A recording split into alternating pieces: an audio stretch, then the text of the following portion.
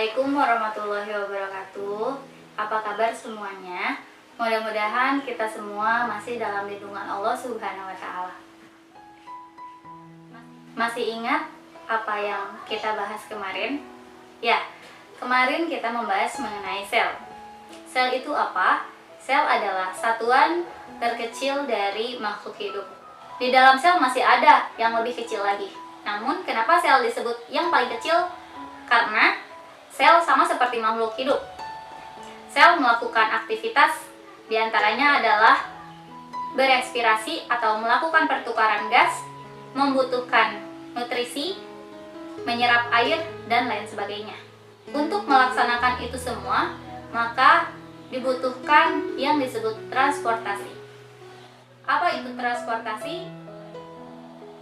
Transportasi ibarat sebuah kendaraan yang dapat mengantarkan dan menjemput sesuatu. Nah, di dalam sel yang diantarkan dan dijemput itu apa? Adalah sebuah zat.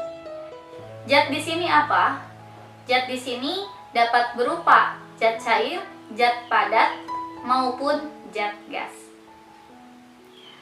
Zat tersebut ada yang memiliki konsentrasinya yang tinggi dan ada juga yang memiliki konsentrasinya yang rendah.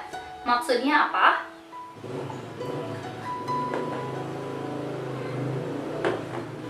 Di sini ada dua buah gelas yang dimana masing-masing gelas terisi oleh kue. Gelas yang sebelah sini memiliki sedikit kue, sedangkan gelas yang sebelah sini memiliki kue yang lebih banyak. Dari kedua gelas di sini dapat disimpulkan bahwasannya gelas yang memiliki kuenya banyak, dia adalah yang paling tinggi konsentrasinya. Atau ada contoh lain. Nah, di depan saya ada dua buah cairan. Yang pertama di sini air tanpa campuran apapun, dan di sini adalah sirup. Dimana kita tahu bahwasannya sirup tersusun atas air dan juga gula dan yang lainnya. Oleh karenanya, kita bisa lihat mana cairan yang konsentrasinya lebih tinggi dan mana konsentrasinya yang lebih rendah. Yang konsentrasinya lebih tinggi adalah sirup, karena di dalam sirup selain ada air, dia mengandung gula dan yang lainnya. Transportasi zat terbagi menjadi dua. Ada yang disebut transportasi pasif dan ada yang disebut transportasi aktif. Transportasi pasif adalah transportasi yang tidak membutuhkan energi, karena dia mengikuti alur konsentrasi, yaitu dari konsentrasi tinggi ke konsentrasi yang rendah.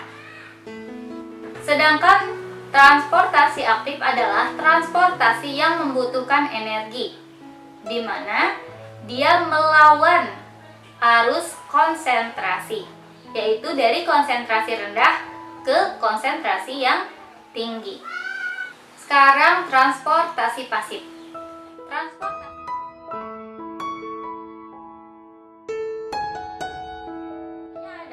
Tadi kita tahu di sini sirup konsentrasinya lebih tinggi, sedangkan air putih konsentrasinya lebih rendah. Difusi adalah perpindahan zat dari konsentrasi tinggi ke konsentrasi rendah. Sirup yang ketika diteteskan ke dalam air di sini memiliki konsentrasi yang lebih tinggi daripada sebelumnya. Jadi, istilah lain dari difusi adalah penyebaran. Misal yang lain adalah di sini ada parfum.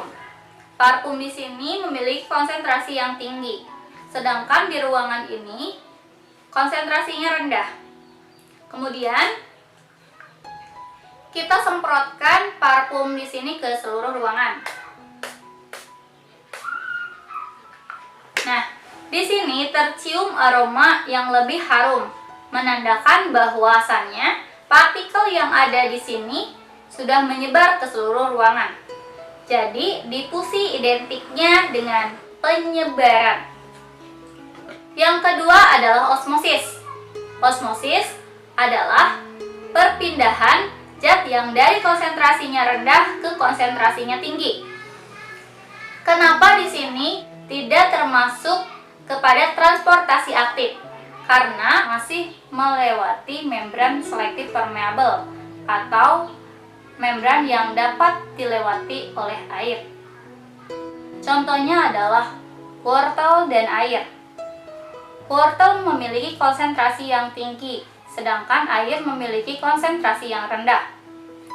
Ketika wortel dengan ukuran yang sama, yang satu dicelupkan ke dalam air dan direndam beberapa lama, dan wortel ini tidak dilakukan perendaman, wortel yang dilakukan perendaman di sini, dia akan lebih besar daripada wortel yang ini.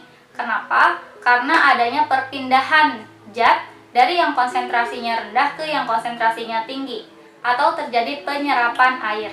Contoh lainnya adalah kentang. Kentang yang tidak direndam dengan kentang yang direndam oleh air, volumenya akan lebih besar kentang yang direndam oleh air. Atau contoh sederhananya adalah ketika kita mencuci tangan, tangan kita direndam dengan air, lama-kelamaan tangan kita itu akan membengkak.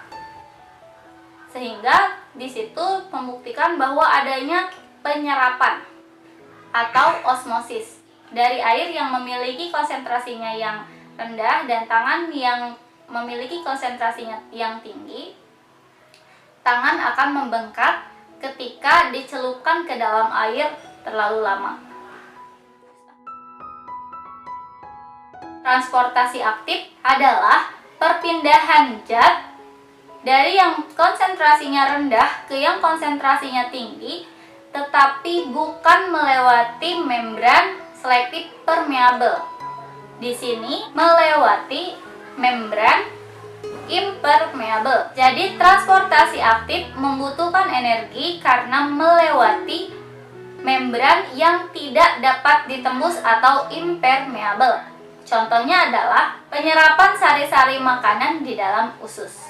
Nah, transportasi aktif dan transportasi pasif tadi melibatkan molekul yang cenderung lebih kecil. Bagaimana molekul yang lebih besar? Transportasinya melalui proses endositosis dan eksositosis. Endositosis berasal dari kata endo atau dalam. Jadi di sini endositosis adalah perpindahan molekul yang lebih besar dari luar ke dalam sel melewati membran lipid bilayer dengan cara melalui pembungkusan. Mula-mula partikel atau molekul tadi akan ditarik kemudian membentuk lekukan. Kemudian akan diselubungi dan ditarik masuk ke dalam sel. Kemudian cara yang kedua adalah eksositosis.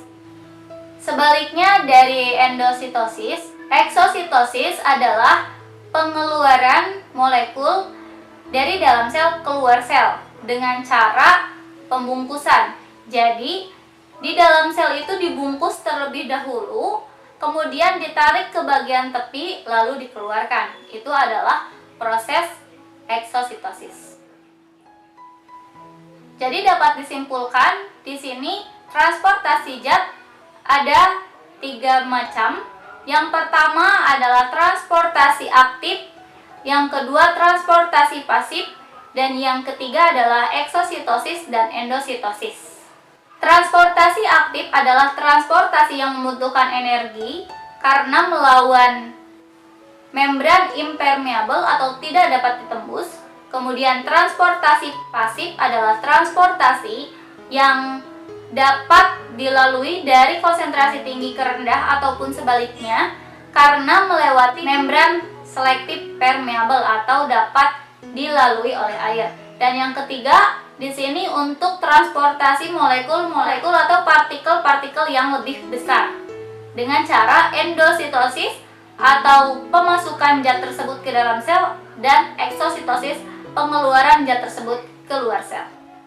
Nah, mungkin itu saja yang dapat saya sampaikan. Mudah-mudahan kita semua dapat memahaminya bersama-sama dan ilmu yang saya bagikan dapat bermanfaat bagi kita semua. Terima kasih. Wassalamualaikum warahmatullahi wabarakatuh.